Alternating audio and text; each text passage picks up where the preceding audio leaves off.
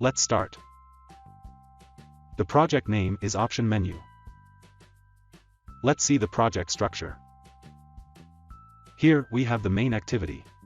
And in the UI, we have an activity_main.xml file, which is the layout of the main activity. And in the menu folder, we have a toolbar_menu.xml file, which has the menu items for the option menu. Let's see the UI. In the activity_main.xml file, we have a toolbar. Let's see the code. The constraint layout is the root layout. This is the toolbar. The menu attribute is set to toolbar_menu.xml file. The theme attribute is set to a theme in the themes XML file. In the toolbar_menu.xml file, this is the menu. In the themes.xml file, this is the toolbar theme.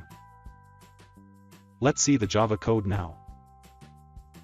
These are the imports. This is the main activity. In the onCreate function, we have set the onMenu item click listener of the toolbar menu. When a menu item is clicked, we show a toast. Let's run the app.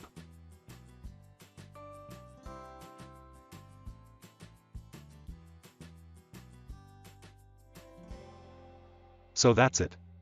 That's how you can implement an options menu in Java Android. Thanks for watching.